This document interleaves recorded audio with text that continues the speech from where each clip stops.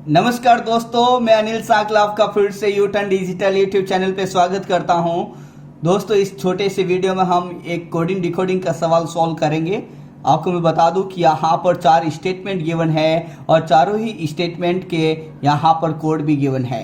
आपको कॉमन देख के आपको कोड ज्ञात करना है। जैसे कि यहाँ पर एंट्री लिखा हुआ है दोस्तों, यहाँ पर एंट्री लिखा हुआ है, सेकंड स्टेप में नहीं है, थर्ड स्टेप में भी एंट्री नहीं लिखा हुआ है, लेकिन जब आप फोर्थ को देखोगे तो यहां पर एंट्री है।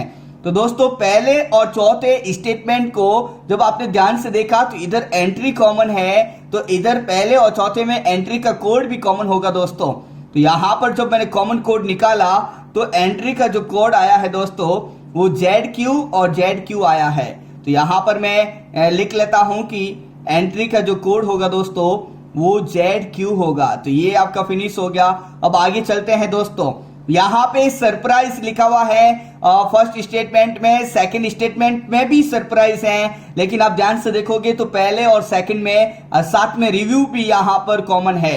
जब सरप्राइज के साथ में रिव्यू कॉमन है तो आप ध्यान से देखोगे कि रिव्यू और किस किस में आया।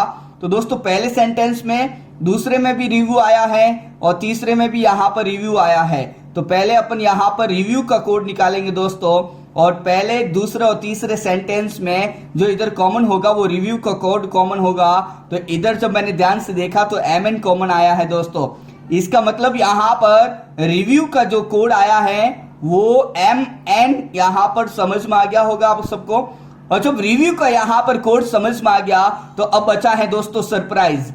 यहां से सरप्राइज और इधर से सरप्राइज को मैंने हटाया तो इधर जो कॉमन होगा वो सरप्राइज का कोड होगा दोस्तों, और इधर सरप्राइज का कोड IE है दोस्तों। तो यहां पर मैं साइड में लिख देता हूं कि सरप्राइज का जो कोड होगा वो IE यहां पर मिल गया है। पहले सेंटेंस में एंट्री, सरप्राइज एंड रिव्यू का कोड आपने निकाल दिया, तो जो बच गया वो केयरफुली होगा दोस्तों। तो यहां पर मैं लिख देता हूं केयरफुली, और केयरफुल का जो कोड होगा वो AS आ चुका है। अब आगे बढ़ते हैं दोस्तों, जैसे ही यहां पर केयरफुल निकला तो यहां से जो फोर्थ और थर्ड में जो केयरफुल लिखा उसका भी AS कॉमन था, तो ये भी हटा सकते हैं अब हम, क्योंकि वो यहां पर 4 में से 3 एलिमेंट का कोड निकल गया। तो यहां पर उसका कोड पहले से मालूम हो चुका था, या फिर आप तीनों का कॉमन देख के भी आंसर निकाल सकते हैं।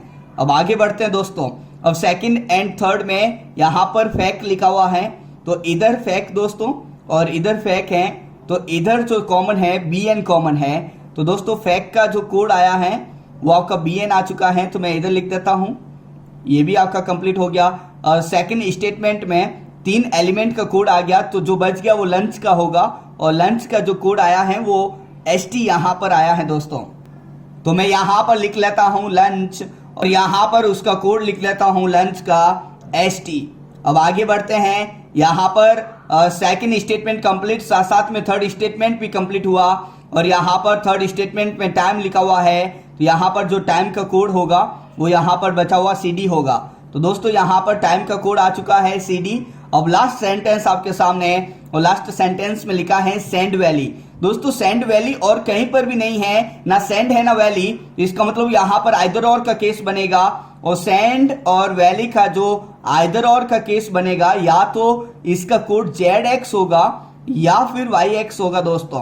तो हमने इस इंफॉर्मेशन को ध्यान से देखते हुए कॉमन पॉइंट हमने निकाल दिए हैं, लेकिन लास्ट में सेंड और वैली का आइदर और का केस बना है। अब दोस्तों, इस इंफॉर्मेशन को ध्यान से देखते हुए इसके 5 सवाल हम सॉल्व करने वाले हैं, जिसमें पहला सवाल आपके सामने ये रहा दोस्तों। पहला जो आपके सामने सवाल है, इसमें बोला कि निम्नलिखित में से कौन सा कोड जो है लंच का है। तो आपने जो अभी कोड निकाले उसका टेबल फॉर्मेट मैंने यहां पर लिख लिया है। तो लंच यहां पर लिखा है सबसे लास्ट में, सेकंड नंबर। तो लंच का जो कोड आया है वो ST यहां पर मिला दोस्तों। इसका मतलब यहां पर जो पहले का आंसर होगा वो आपका A विकल्प होगा। अब आगे बढ़ते हैं क्वेश्चन सेकंड, और इसने बोला कि यहां पर कौन सा शब्द है जिसका कोड BN है। तो दोस्तों, BN जो कोड है आपका यहां पर है, इसका मतलब BN का जो कोड किसका था, वो फैक्ट का था। तो यहां पर फैक्ट लिखा हुआ है D ऑप्शंस में, तो सेकंड का जो आंसर हुआ है वो आपका D विकल्प हुआ है दोस्तों। ये भी आपका कंप्लीट हो चुका है। आगे आपको टाइम और रीच का कोड निकालना है। तो दोस्तों, टाइम यहां पर है और टाइम का कोड यहां पर CD है, और रिच देखेंगे तो यहाँ पर कहीं पर भी रिच नहीं है, तो एक कोड आपका बाहर से आएगा दोस्तों। इसका मतलब आपके विकल्प में CD तो लिखा हुआ होना ही चाहिए। आपका सी विकल्प आंसर नहीं होगा क्योंकि टाइम का कोड CD नहीं है, A भी नहीं होगा और D भी नहीं होगा। इसका मतलब टाइम और रिच का जो आंसर होगा वो B और E में से कोई एक होगा। अब ध्यान से देखें कि बाहर से कौन आया और कौन इसमें से।